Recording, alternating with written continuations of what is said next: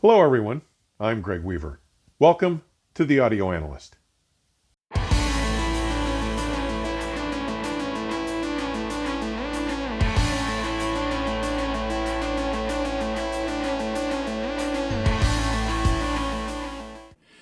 This most recent AXPONA, which, by the way, is an acronym made from the words for its full title, Audio Expo North America, was held Friday, April 12th through Sunday, April 14th, making its fifth occurrence at the Renaissance Schaumburg Hotel and Convention Center.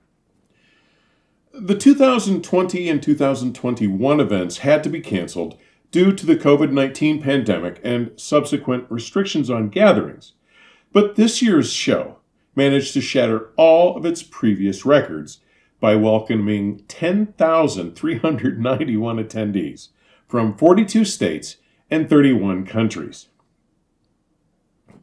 Liz Smith, AXPONA's show director, shared that this represented a 14% increase over the 2023 attendance figures, and she added that the Gen Z pass purchases had doubled over last year, commenting further that it was exciting to see so many attendees, ages 15 to 26, discovering the world of high-performance audio.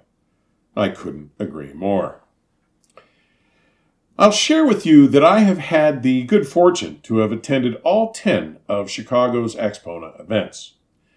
The first one, back in 2013, was held March 8th, 9th, and 10th at the Doubletree by Westin O'Hare Hotel, and was the first time in 14 years that the Windy City played host to a high-performance audio show. The last one before that, the Stereophile-sponsored Hi-Fi 99, had been held at the Palmer House, a historic Chicago hotel on the corner of State and Monroe Streets in Chicago's famous Loop area in May of 1999. I was there, of course, to file my report with Soundstage Online.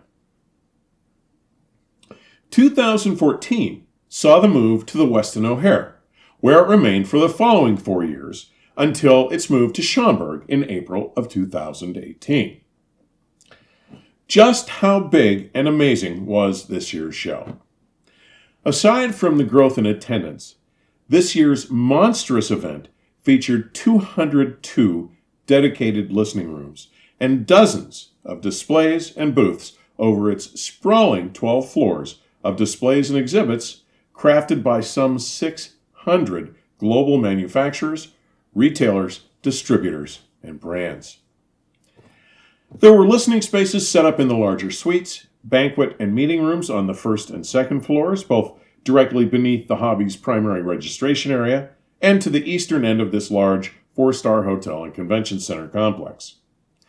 There were also more than 50 booths, including the LP and music sellers, as well as the Masterclass Theater for seminars in the Expo Hall, which was home to the record fair, showcasing a vast array of turntables, cables, accessories, racks, stands, tone arms, cartridges, and new. Then, too, there were over 30 ear gear experience exhibits in the master ballroom behind the registration area, encompassing everything for personal audio, from headphones and electronics to accessories and cables. As you may gather, this was an especially popular area.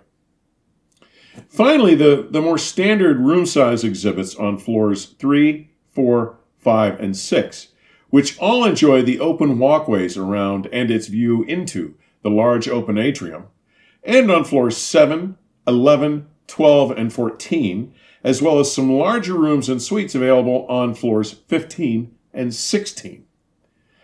All 10 of these floors in the tower section averaged just under 18 rooms per floor.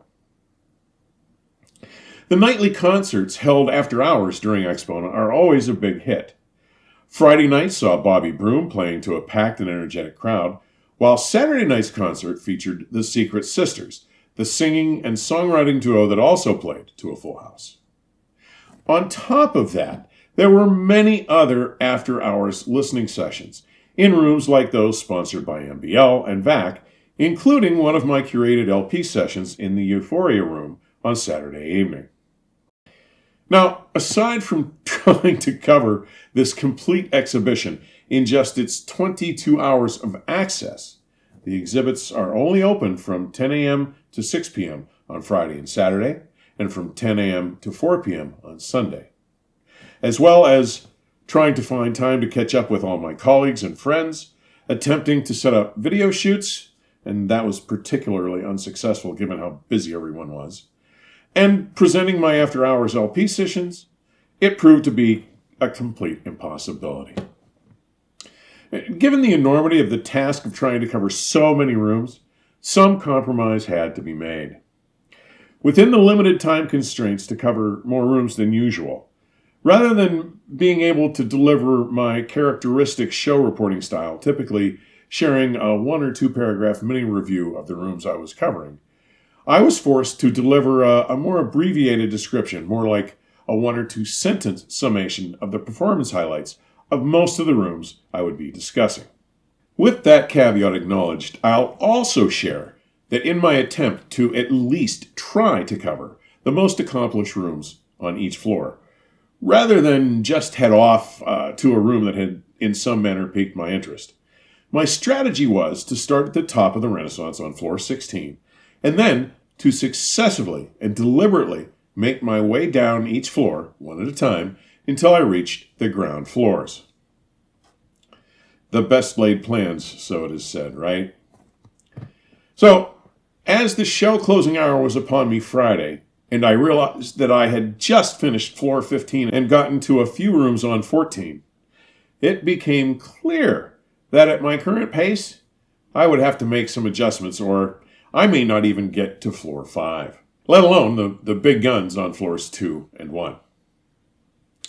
That said, I was able to come up with my choices for the top 5 rooms at AXPONA 2024, which are published at the very end of my written show report. A link to that report, published recently at enjoythemusic.com, is included in today's description section.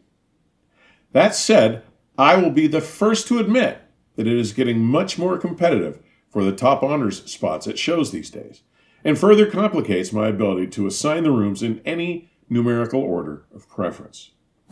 So, my top 5 rooms are listed in the same order as all the rooms in my main show report had been laid out, starting on floor 16 and working down to the ground floor. As such, know that given your personal biases and musical preferences, any of these top 5 rooms might have filled your top honor qualifications. They were all fabulous and deserving of such remarkable recognition. If I missed or underrepresented a room that you may have had an interest in, my apologies.